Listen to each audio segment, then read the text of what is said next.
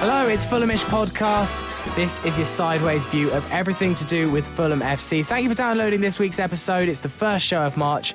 My name is Sammy James. Thank you to Jack Collins for stepping in last week. He is guest number one on tonight's podcast. Hello, Jack. Hello, listeners. Don Betts is here. As usual. Well, not as usual, but, you know, I'll do. Sometimes here, sometimes not. We don't know if we're going to get the pleasure. And Ben Jarman is here as well. Good evening. How are we all doing? Pretty good. Yeah, not too bad, not too bad. All happy with an excellent victory on Saturday. So it was Gentry Day, a celebration for Preston fans of supporting their club, and the travelling fans were all given plastic black top hats. However, what they witnessed was a hat-trick of Fulham goals, capped off by a return to goal-scoring form from Chris Martin. Will we see a return to his peak form? We'll have to wait and see. We'll be discussing the Preston victory, plus also the permutations and combinations of Fulham potentially reaching the top six. There'll be a preview of our tough tests against Leeds and Newcastle, and at the end of the podcast, we'll be answering your questions as always. So we asked you guys for your three-word reviews on Twitter of Saturday's game. Glass Half Fulham said knee skins Cabano, which I very much like, in honour of his brand new chant that is currently doing the rounds at home and away. White Noise, we always have some time for White Noise, said nearing top gear, which I think is very accurate. And David Kettlehake said, someone please lose, which was the case on Saturday. A great 3 points. Unfortunately, none of the other playoff contenders did slip up. But one of the playoff contenders that did slip up were Preston. They were just 1 point and one place behind us as we went into Saturday's game, Jack. But as was evident after the game, these two sides are just poles apart. Yeah, seriously convincing win. And I thought that we looked at points in real control. And we said last week that this was a potential banana skin. The form of Aidan McGeady looking, coming into the game. Jordan Hugill as well, who scored a lot of goals in the last sort of period of the season. And Daryl Horgan's been playing well for them as well. So there was a lot of potential banana skins around that pitch, but Fulham in complete control for the majority of the game, and minus one minor slip up from young Ryan Sessegnon. I think that we had an almost flawless performance. Yeah, Dom, it was a convincing 3-1 victory. That is the first time that Fulham have won by that scoreline this season. It didn't look in too much doubt, and I didn't speak to any Preston fans personally after the game, but there were lots of people on Twitter saying that Preston fans were saying, once again, we've heard this many times before, that this is the best footballing side they've seen this season. It's becoming quite a recurring theme that opposition fans are saying this about Fulham. Yeah, I couldn't care less what they've got to think about our footballing style, to be honest. I'd rather be just getting the results in no matter how they come. But yeah, I was like, how are this team only 1 point behind us? Because they weren't really offering anything except a route one ball up to the top. And yeah, the game never really looked in any doubt. And we are the form side in the league. We're top in the form table over the last 5 games and third in the last 10. And I think maybe fourth in the last 20. So for me, it never really was in doubt. It's just, you always know our home record hasn't been as good as our away record this season, although, what's that, 3 home wins on abouts, 4 home wins on abouts now. And so at home, we started to feel like, we're going to be winning this game. And obviously, our big games for the rest of the season are our away games and not, obviously, our home games, if you look at it that way. Yeah, I saw some stats that if Fulham win all of their remaining home games, coupled with one away victory, maybe say at Rotherham, we'd finish on 77 points. So the home form, Ben, is very key to what Fulham are trying to achieve this season. Yeah, definitely. And it looks like we're finally going back to the period where we had Cottage as a bit of a fortress. And if you look back on the playoffs over the past 3 years, 77 points is enough to get in 2015 and 2013. So based on that history, that you could say that we could quite comfortably make it into the playoffs. But obviously, I feel this time round there's a much stronger class in team, and it's going to be much closer at the top because there's arguably probably about 7 or 8 teams here in the Championship that are cut above the rest. Yeah, and we're going to go much deeper into the playoff chase later in the pod and look at some of the stats. And I think lots of people are trying to work out exactly how many points is required and how the run-ins of all the other teams may affect what Fulham are trying to achieve. But let's stick to the Preston game first and foremost. Another game with kind of really high possession for Fulham. But unlike maybe the games against Wigan and Nottingham Forest, we looked a little bit more ruthless in attack and a bit more stringent in defence. Yeah, definitely. And we looked much more clinical, even if there was a lot of possession without too many necessarily, goals. It was more that we actually had a crack and we hit the post, and keeper made a couple of good stops, and we just looked like we had a little bit more attacking nous and good intentions when we were sort of getting the ball into good positions. And I think that we'll touch on it later when we go into Leeds, but one of the reasons they beat Birmingham so convincingly on Friday night was that they were just unbelievably ruthless with their possession, and Birmingham were actually probably the better side for most of the game, but Leeds took all three of their big chances, and that's the kind of form that wins you games, and we're going to need to sort of do that back to them tomorrow night if we're to to have any hope of beating Leeds. Yeah, I think at times we can look very passive with the possession we have, and we tend to try and play it around a bit too much when we could just shoot a little bit earlier. And I think like the likes of Cabano has played a massive part in that, because he's not afraid to have a shot, and I think Aite is the same. Aluko you could probably put in the same bracket, but unfortunately his shots aren't as lethal as Cabano's or Aite's. But I think like the market improvement here is definitely when we're out of possession. I think we looked much more solid. We retained some sort of system. We went narrow out of possession, where sometimes we tend to be quite easy to play against. And I think the only time that we probably lacked that structure and that maturity was their goal when Sessegnon got lulled out a little bit. I mean, Preston were trying to play counter-attacking football. They were trying to hit us on the break, but it's that line in their defensive third of the pitch where they just struggle to play the ball out from the back, and that's how Fulham seemed to stop Preston on Saturday. Because every time they had the ball, they were just lumping up top, because I think presumably we were just pressing their back line so easily, so they had to launch it up top. They couldn't just play it out the back, and we seem to win most of the knock-ons or the second balls, which is good, because sometimes we don't. Yeah. And that's how we concede a lot of the goals we do. But yeah, apart from a small lapse in concentration, you could maybe argue from Sessegnon, it was a pretty comfortable win. And yeah, I was surprised at how close they were to us, considering how bad they played. I think like there's a coach out there, I can't remember the name, who always says that the faster you play the ball up to the top, the quicker it comes back to you. And I think that Fulham have taken that on board this season, because last we were just humping up quite like going route one. This time we're using passes, we're using sequences to get out of the back, and it's working for us. We're getting through the press quite easily, and we're looking really powerful, especially going forward. Yeah, and Fulham once again took an early lead. So we mentioned it before the Wigan game, that Fulham barely ever score in the first half an hour of matches. I think back then Fulham had scored in 3 matches in the first half an hour. We've now done it in our last 5 league matches. I tweeted influence. Yeah, it's nice that Slavice is listening to the podcast, so shouts out to that. And, it's obviously, having an effect, and it's something that he's really worked on. And so I'm actually really proud of Slavice and the boys for taking on our advice and moving forward with it.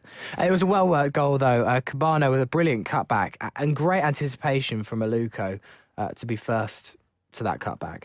Yeah, I completely agree with that. But then again, it's for me. There's like another factor in there. It's Martin's run towards the near post, but opens up the gap for Aluko to get into.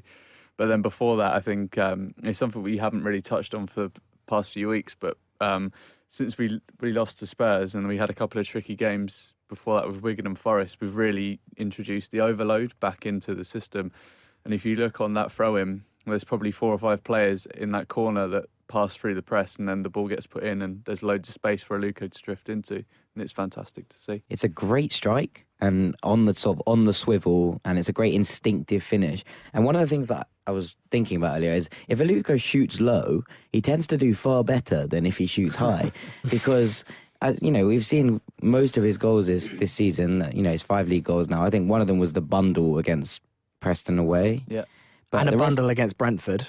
Yeah, but in fairness, that was a low strike that was saved and he sort of bundled in. But they've all come from like slide goals rather than when he looks for the top corner, he always seems to miss.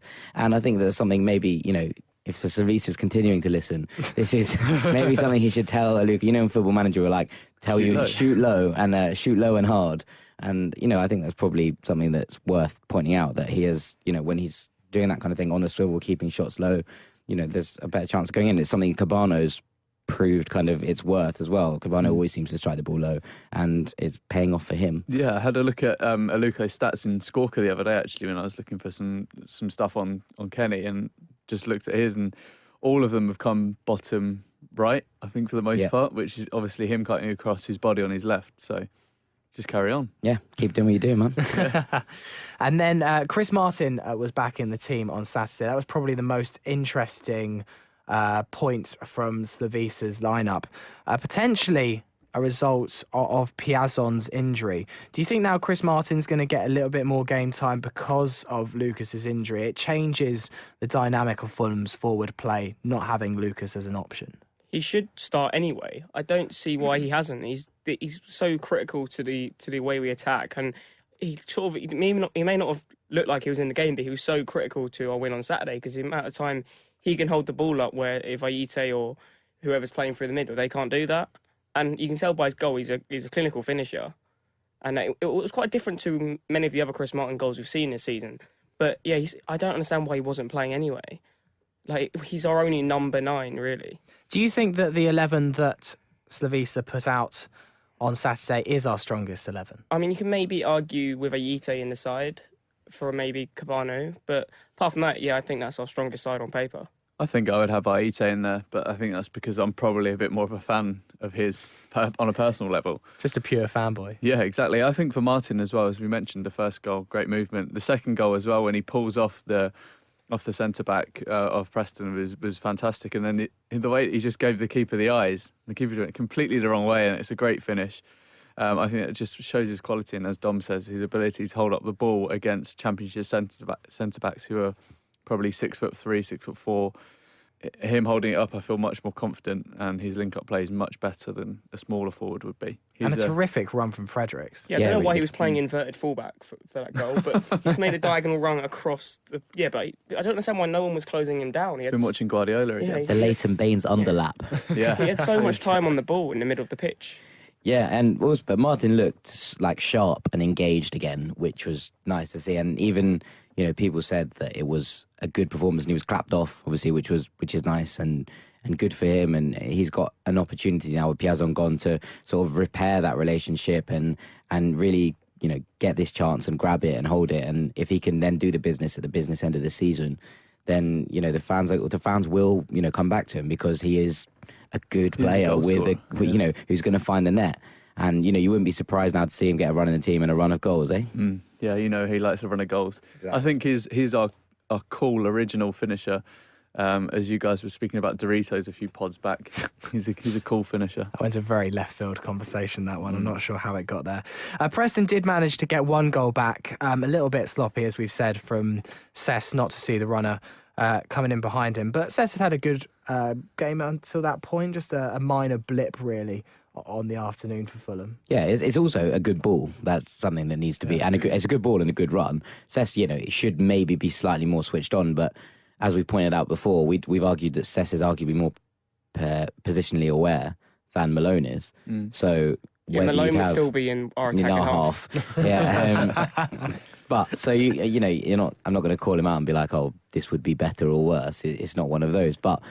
It's a good ball, and maybe he should be more switched on, but it hasn't cost us. And I think we'll see Malone back in for tomorrow night, whether that's right or wrong. I think that Cess looked a bit jaded towards the end, but he did deliver some excellent corners, and we'll come on to corners later. But I thought that 2 of Cess's deliveries, Callas should have done a whole lot better with, but looked much better than Johansson did the week before, and that hurts me to say it. It was nice for Fulham not to fall apart, though, when we went to 2-1, because it was a tricky situation. They'd scored with over 20 minutes left. Am I correct on the timings there? Mm-hmm. And I think a lot of fans would have been getting the bottle emojis at the ready to lambast the side. But actually, it didn't really change our style of play or what we were trying to do too much. We still went through the motions, didn't panic, and eventually got our reward. Yeah, that's the sign of a team that are obviously playing with a huge amount of confidence within their playing style, and something that I bang on about week in, week out, and you're probably bored of it now. It's just the identity that we play with, and we back ourselves to beat whoever's in front of us, and it's really nice to see. Mentally, it's something that would have affected us last season, but obviously Savisa's installed a winning mentality into our team, and I think quietly we're all hoping that we'll make it into playoffs, and that's the players obviously feel the same as well. The Ben identity. They're sort of like the Bourne Identity, but not as good. Yeah, that's what I was trying Bit to... more hairy. I was trying to butcher that pun in. Yeah, so that's, you've got the crowbar out there, and you're like, waiting for the Ben legacy as well. And there'll be no legacy. And when you leave the podcast, it'll be the Ben ultimatum. Oh, there we are. There we go. So the man to rescue us was this man. Nieskinska bar, no. Anyway. I would have joined in, but I can't actually hear.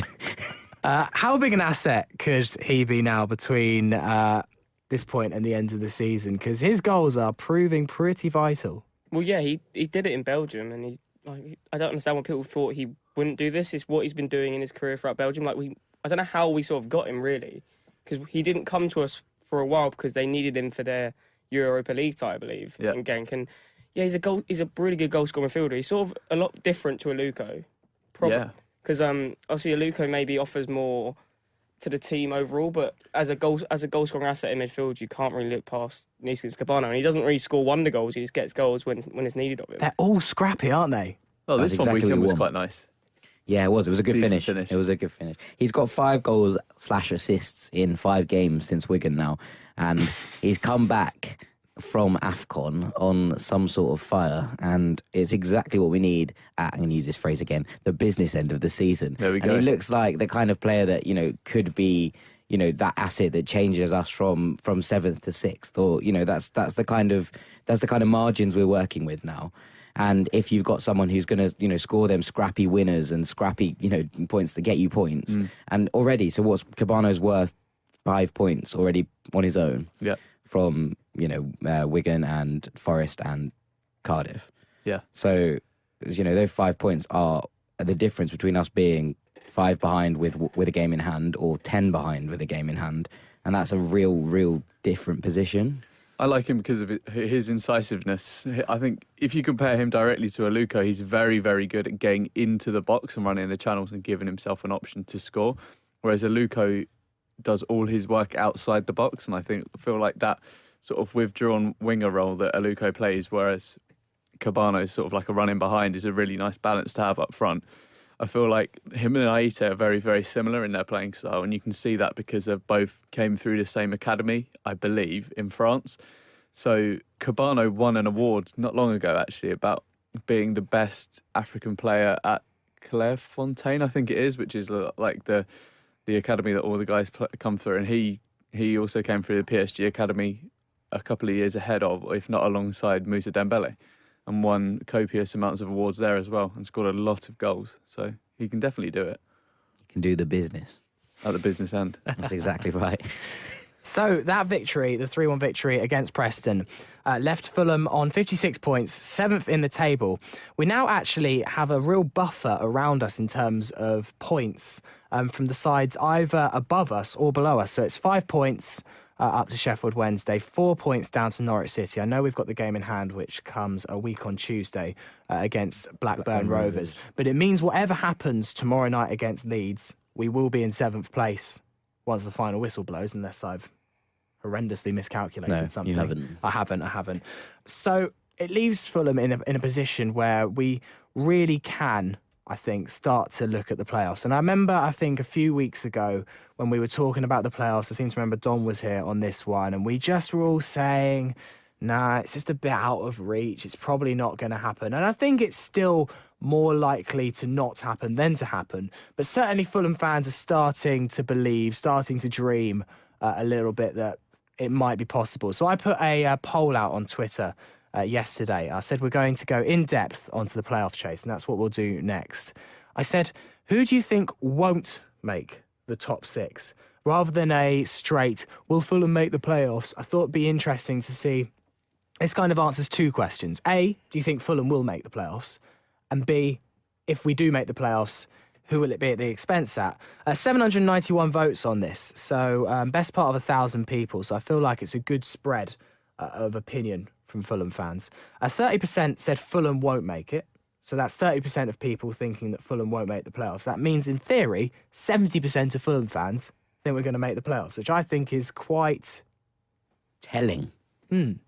15% said Sheffield Wednesday. Now, you'd have thought that was the obvious answer of all of that were of any of the teams that weren't going to make it. Only 5% thought Leeds. I didn't bother putting Huddersfield, Brighton or Newcastle into it. Am I right on that one? I think you're right there. Yeah, I think it's too far.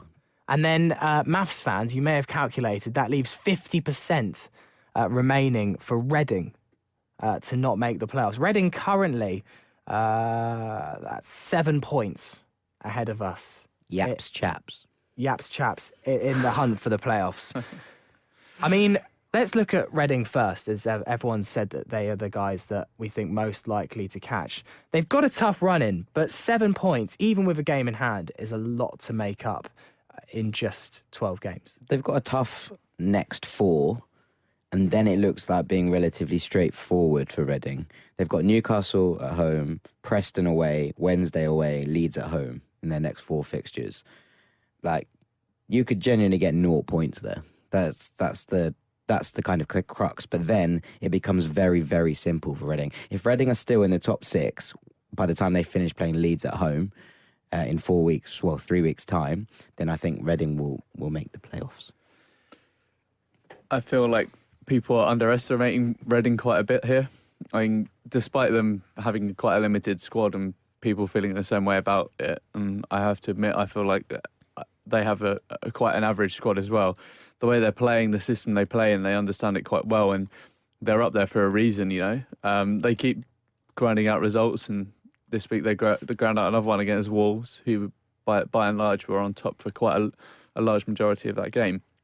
Still managed to come away with the win. If they keep grinding out wins in the same fashion that we are, like, it's really difficult to see them dropping out. They've won a lot of games by just a margin of 1 goal. They've won 15 games by just 1 goal. Only 4, I believe, by more than 2 goals. Do you think people are being a bit quick to write off Reading, Dom?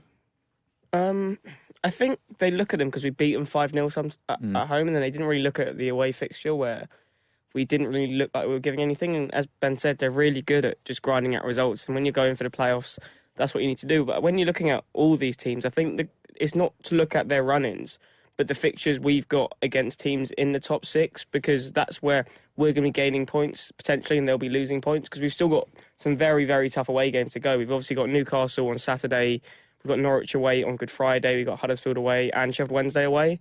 And I feel like those are the games where it's going to decide who gets in and who doesn't, because you can win the games at home, yeah, that's great, but you're still relying on the other teams to drop points, and you're going to get in by getting points against the other teams because they'll be dropping points at the same time.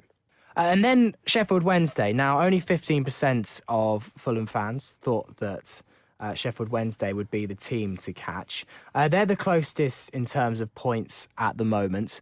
We also do face Sheffield Wednesday on the last game of the season. I can really foresee a situation now of Fulham having to go to Hillsborough to get a win to go into the playoffs. And that we just don't go to Hillsborough and win, though. We hate playing at Hillsborough.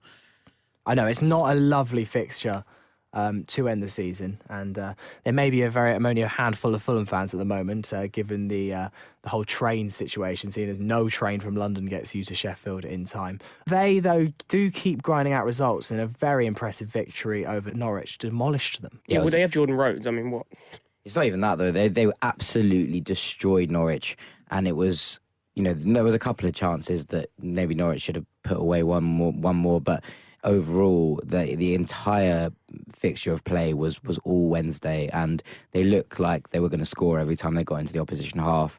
And yeah, they had a bit of a slip up against Leeds, and Jordan Rhodes missing a penalty of all people.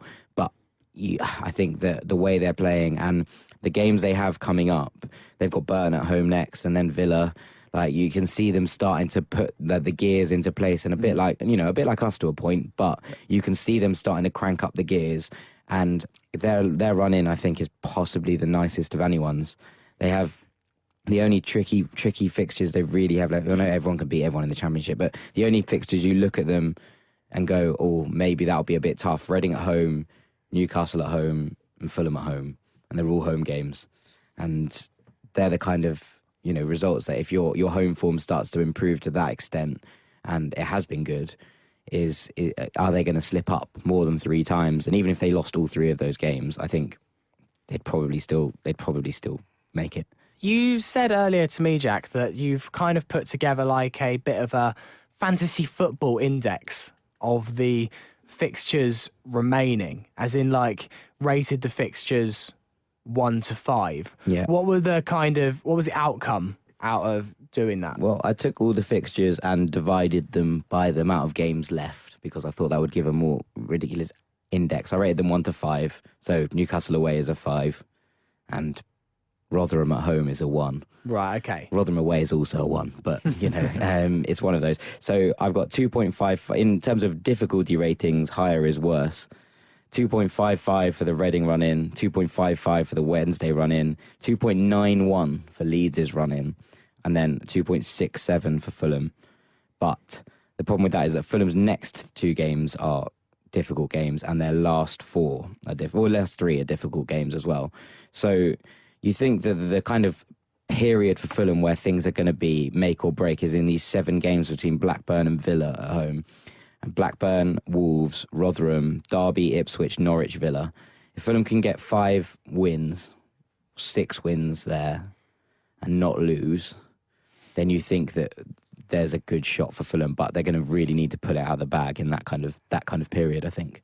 Yeah, I mean, April is going to be an insanely tough month. I know we've got 4 away games. I want to say Rotherham, Derby, Norwich, and Huddersfield. That's the one. All in April, and yeah. As we said, yes, we can win all our home games, but I still believe our season is going to be defined in the away games.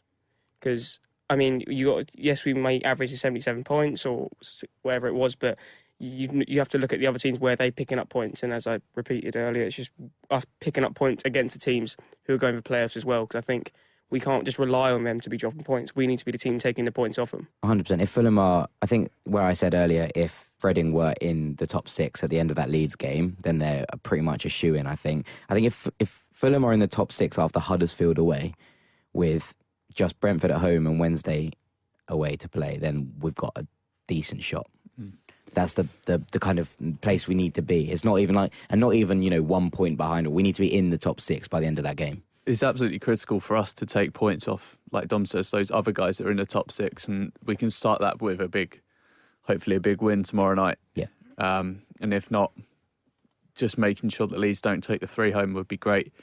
Although I don't see us coming out and being negative in any sort of way. I think we're going to attack this, and Slavisa sort of believes, and I think the players believe that we can get there as well by being offensive unit that we currently are. But as you say, Jack, like we need to keep going and pick up a huge amount of points throughout the month of April. Leeds have got a tough game set now, and they've also got a reasonably okay run in towards the end. But their next 7 are Fulham away, QPR, Brighton at home, Reading away, Brentford away, Preston at home, Newcastle away. There's room for things to not go quite to plan there. And I know Leeds are playing well and they're grinding out results, but I think if we can stop them tomorrow, if we can put a serious dent in Leeds tomorrow, like a convincing win, then they're going to look at start to look behind them. And I think that there's enough games in there, Brighton, Newcastle especially, where they're going to not necessarily lose, but they're going to struggle and they might not pick up points. And you think that if you can get into them, and Leeds have got a tendency to bottle it. Well, I was going to say, it's like a massive sinking ship, isn't it? If they do get a few holes in the hull, then no pun intended. Yeah, you can see them sliding. And I do weirdly have a small soft spot for Leeds, and forgive me here, my dad's from there. You also went to uni there. And I went to uni there. But they're the kind of club that do fall apart. And we'll come on to tomorrow's game now, as we've mentioned it. They're 7 points ahead in the table. Obviously, that could be as little as 4 points tomorrow night if we do get a win. It is a big game. I was going to say to you guys, do you think that these games against the top sides are bigger games? Because surely we just have 12 Fulham games to worry about, and is one game against Leeds more important than one game against Ipswich? But you've kind of already answered that question by saying that you think actually those big games against the top sides do take on an added importance. But I've got a Leeds fan here. His name is Dan McCarthy. He's given us a little bit of a preview ahead of tomorrow night's game. Well, from a Leeds perspective, I'd say that this is arguably one of the toughest tests that we've got to face in the running up until the end of the season. Fulham are a team that are banging form right now, and arguably the only ones that can mount a challenge to sort of dismantle the top 6 that are currently sat in the playoff spots. Leeds' form has recently been a little bit patchy. We've been grinding out results, which is always a good thing. The 3-1 result on Friday against Birmingham was a perfect example of that. We were the second best team throughout the game pretty much, and we came away with what on paper does look like a very comfortable result. Defensively, we are probably one of the soundest teams in the division, a very, very tough nut to crack, and Carl Bartley and Pontus Jansson have been superb signings for us this season. So they will be hard to get past. And as for the result tomorrow, I can see it being quite a low-scoring affair. I know Fulham are a team full of flair, and they usually are goals wherever they're concerned. But I think Gary Monk might set the team up to be a little bit more conservative, a little bit more cautious. And to be honest, I think he would accept a point going into the game tomorrow. So my prediction for the game will be 1-1. I think it'll be a hard game for both teams, and I think the points will be shared. I'd just like to slightly disagree with Dan to a point. Well, he said that Leeds are good defensively and a tough nut to crack, and that might well be true at Ellen Road. But actually, they've only kept a clean sheet away from home in 3 of their 17 away games this season. And Fulham have only been shut out once at the Cottage. So you'd imagine there's probably going to be goals in that one. Bonus point for anyone that can name the game. Shut out at the Cottage. Sorry, where there's been... Fulham did not score at home this game once. Birmingham City? Correct. Oh, bang on. Yeah, so yeah. Like a ninja. Like I don't think too good at this. There's a reason you're the host and we're not. I don't think that, he's necessarily wrong. I don't think people don't tend to score many goals against Leeds, but they're not bringing home clean sheets every week either. They've conceded in even games they've dominated away from home. So you'd imagine that, I agree that Pontus Jansson and Carl Bartley have been good signings for not Carl Bartley, is it? It is Carl Bartley. No, it's Kylie Bartley. Kylie Bartley. While they've been good signings and they have, gone on to become a better defensive unit than they were, I don't think that we're going to be shut out by any means tomorrow. And I think that we're going to get opportunities and we are going to create. And I think that if Fulham are as clinical as they were at the weekend with chances, we could really put some goals past Leeds tomorrow. I think we could really put a dent in them. Yeah, I think it's hard to see any team shutting us out at the moment because we are scoring quite freely. I mean, the last few home games, I think we've probably scored around about, it's 11, isn't it, in the last 4? Something like that. If I remember rightly. Sammy? It's been about 3 goals a game, isn't it? Yeah, so if we carry on with that, then you could see it by being quite a free-scoring game. The real man to shut out will be Chris Wood. I didn't actually realise till just this second quite how many goals he's got in the league this year. 22. Yeah, he's top scorer. He overtook the injury-stricken Dwight Gale at the weekend, who's out for the Fulham game. Great news. And is he definitely? Yeah, that was what I read today. Oh, I mean, he was much maligned by Leeds fans in the past, Chris Wood, but has suddenly found some goal-scoring boots. So Callas and Ream will have to watch him very, very closely tomorrow evening. Yeah, because what I actually didn't realise is he's not actually that old at all. He's only about 24. Is he? Yeah. And he's been going forever. I know, because he was at the World Cup in 2010, I want to say. Yeah. But yeah, he's only 24 and he clearly has got an eye for goal. I mean, the opening goal at St Andrews proves that. Just ball over the top, one-touch flick over Thomas Kuszczak. But we haven't exactly got the greatest record against Leeds since we've been in the Championship. We've only won once, I want to say, when Rodallega scored 1-0. Yeah. And, I mean, we should have beat him at Ellen Road this year. Obviously, Chris Wood, as we're talking about, him got a bicycle kick in the last minute, and that's really what sort of kick-started their season, because I don't think they had a point up to then. No. And then after that, they won the following Saturday, I want to say, or the next home game after that. So we have to be careful. I think we'll dominate the game. I think we'll dominate the game possession-wise and probably creating chances, but our defence has got to be on watch. We can't have any defensive lap like Sessegnon had on the weekend, whether it's Malone playing, which probably be more defensive laps. But, as much as we have to be good going forward, our defence needs to be concentrating the whole entire 90 minutes. I think, this season, more than most, we've performed exceptionally well against the bigger teams. I think we gave Brighton a really good run for their money, and despite them getting 2 goals in a matter of minutes, we've looked really good against the top teams, and we seem really, really up for it. Sort of like the comparisons to Liverpool we made earlier on this season, in terms that we can play against the big boys. Sometimes the smaller teams that we struggle to get up for, but we're putting them aside really well at the moment as well. It's amazing to think that Leeds are in this position, given how poor they were at Elland Road back in August. It's a bit of a travesty, as you said, we didn't win that evening. Yeah, that's one of the worst performances I've seen from a side this season.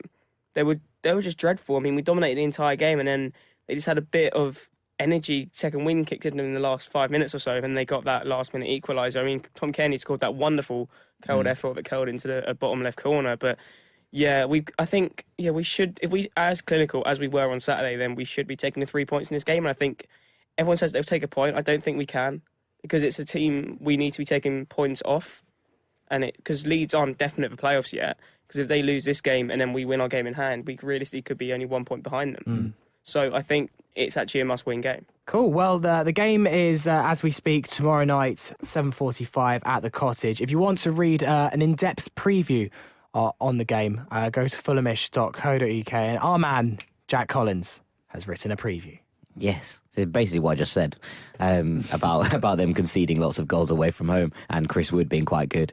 What Jack said in prose. Yeah, in prose. Exactly. We've got a big game for Tommy Callas. That was my big game for Tommy Callas, who's not been as solid as he perhaps was at the beginning of the season. So he's got a big handful on his hands, and you'd think that whoever wins that duel between Callas and Wood at the back is probably a good linchpin for their side's fortunes in the game. So the tough games don't stop there on Tuesday night. We then travel up to the northeast for potentially, on paper, what is probably the most difficult game of the season. I don't think anyone's going to argue with me too much. Brighton away could arguably been as tough a trip.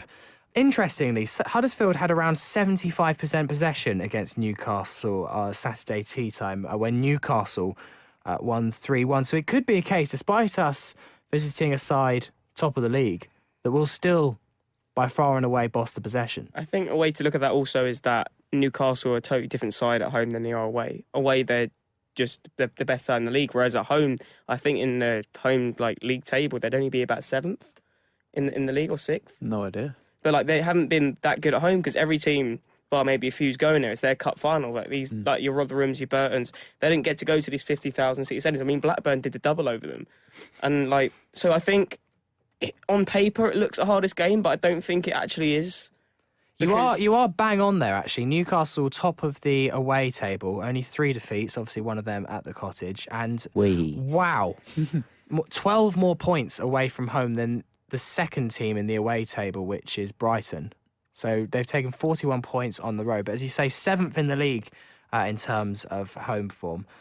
Taken 35 points. That's still 6 more points than Fulham have taken at home this season. So maybe you're right, a very different proposition. And we're, I would say, a better team away from home, or we have been over the majority of the season. And so I think we can... I think we can win most games of the season, but I don't think there's no reason why we can't go into this game thinking we can get the 3 points. I think it definitely depends on which sort of team Rafa puts out, if he's going to be pragmatic Benitez or whether he's going to be the open Benitez that we've seen a couple of times at home this season, where they're a little too open. I think it all depends on that team selection, especially in the midfield, whether he's going to let Shelvey be in there with one other or whether he's just going to play one holding midfielder like they have done a couple of times. It really depends on that. And I think they probably aren't going to be used to us coming along and just going all out attack for the most part and trying to overload them in wide areas.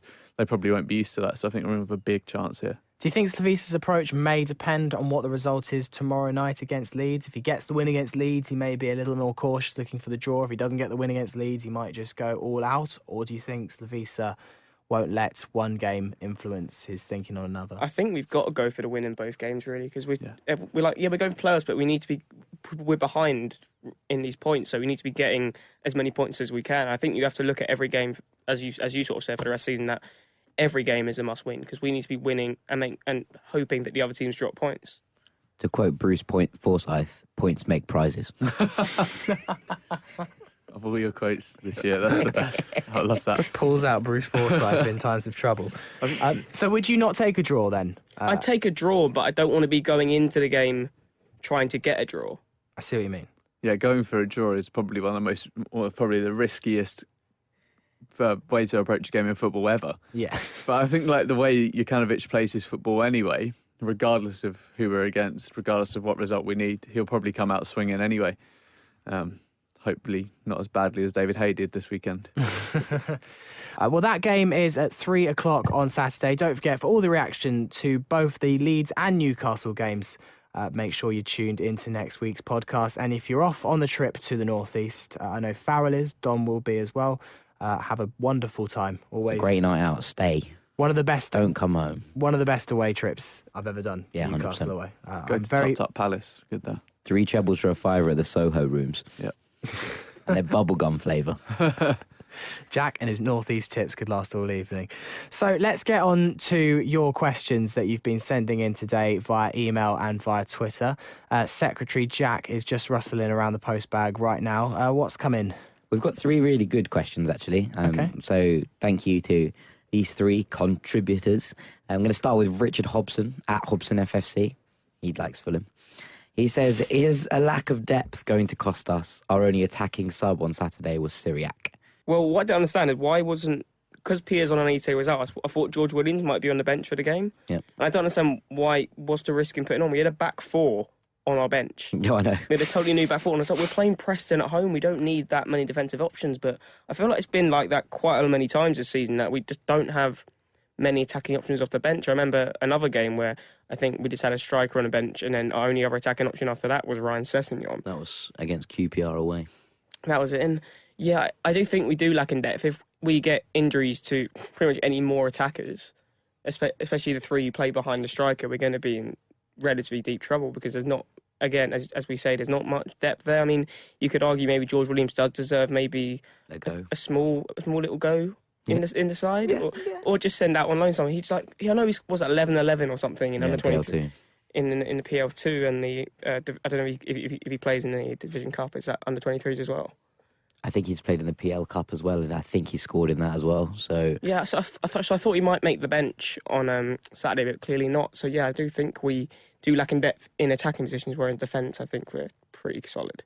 I guess, is it a matter of how many injuries we have? If we get loads of injuries, then yes, the lack of squad depth will cost us. But if we don't get injuries, then it will be fine. It's just a bit of a gamble. the only thing that I thought was that at Cardiff, at the end of the Cardiff game, we looked absolutely run off our feet.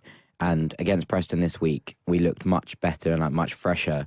And the fact that that happened on a week where there was 2 games in a week. And I think that we'll see now at Newcastle, if we're absolutely jaded to the ends of the earth at Newcastle on Saturday, and that's the reason we don't come away with perhaps a result we will want, then that would then be a lack of depth perceived. But, until that happens, I don't know if you can call it. That trimming of the squad that we've been through all season, I think, it will start to take its toll. And we discussed this just after the pre-Christmas / Jan-Feb slump that we had. It was down to squad depth, but I think I completely agree with Dom. If we lose someone in the attacking third of the pitch, then we're going to be in big trouble. But anywhere else, we're completely fine. I think we could use Sessegnon as perhaps an emergency left winger, but I doubt he'd give us any sort of the attacking intent that sort of, like a Cabano or an Aite would give us. And Piazzon's like a big miss. His passion and work rate off the ball is something that we're going to greatly miss, I think. But I loved that he was in the Hammersmith End on Saturday. Lucas Piazzon, about 5 rows from the front in H4, I think. So I don't know his precise coordinates. I sound like I do, but yeah, exactly. Well, you've really, really, really made that one sound a bit dodgy. Yeah. Okay, so, and this is an interesting question as well. Morgan Carlton says, do you think that corner taking is adversely affected by the not unsubstantial slope off the pitch? Poor Neeskins seem to struggle. First of all, I'd like to point out that saying not unsubstantial is a really interesting way of saying substantial, Morgan. Especially in 140 characters when you're limited. But yeah, it's a very good point in defence. As someone that's played on those 2 surfaces put together, it's very, very difficult to adjust from one surface to another, because grass, as you know, for those of you that have played on grass, it gives you more grip if you're using the correct studdage, or studs, should we say, whereas 3G is a lot more slippery.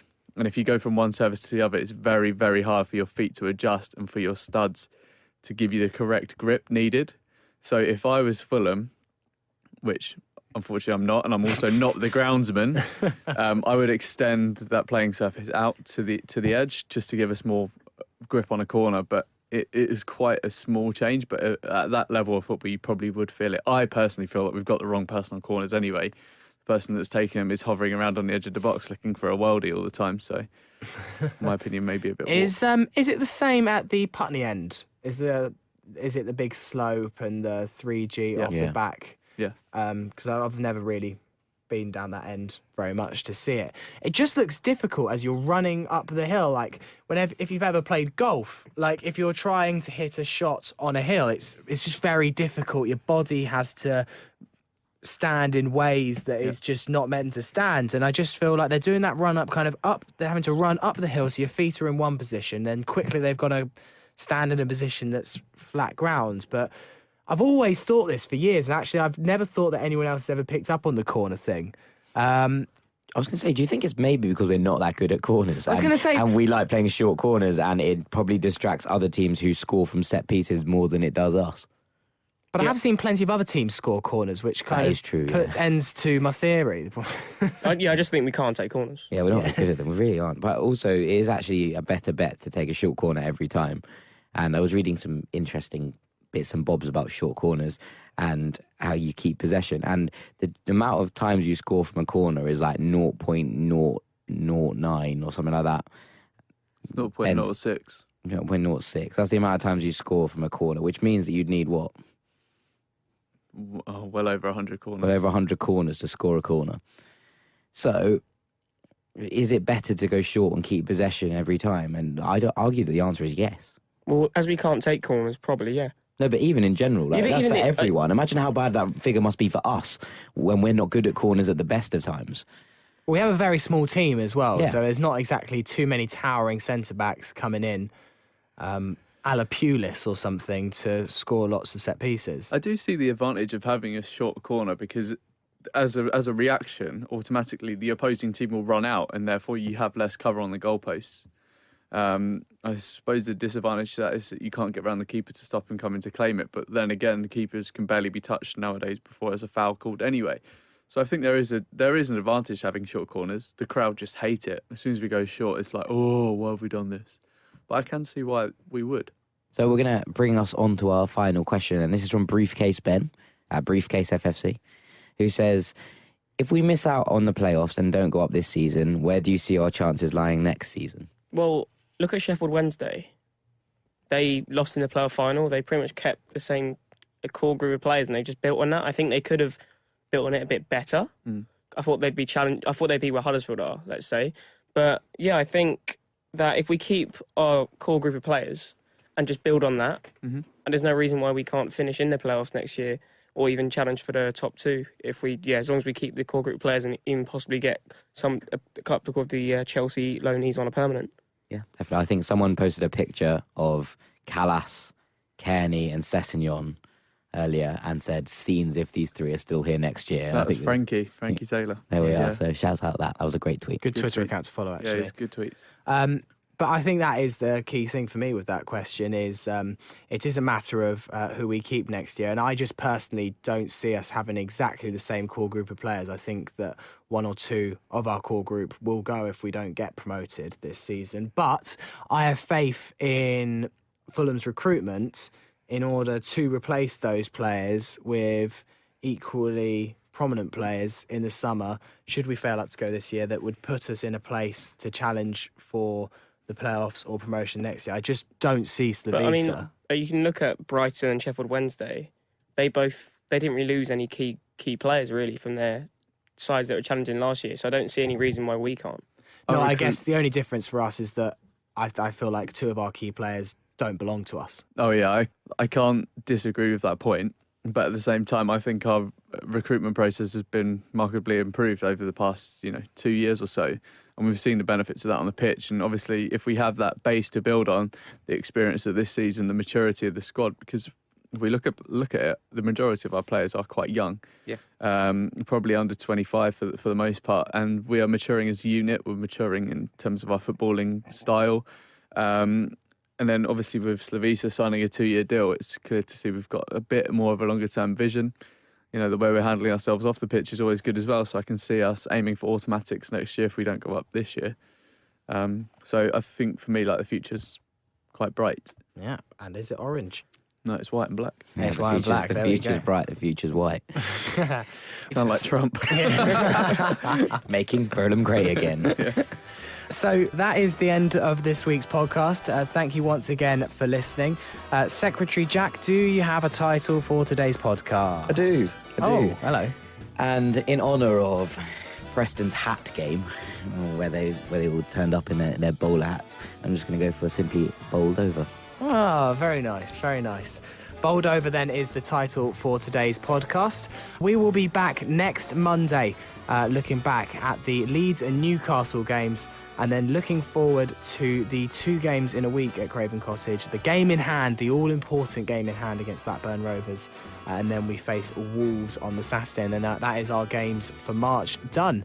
Thank you for listening and sharing the podcast.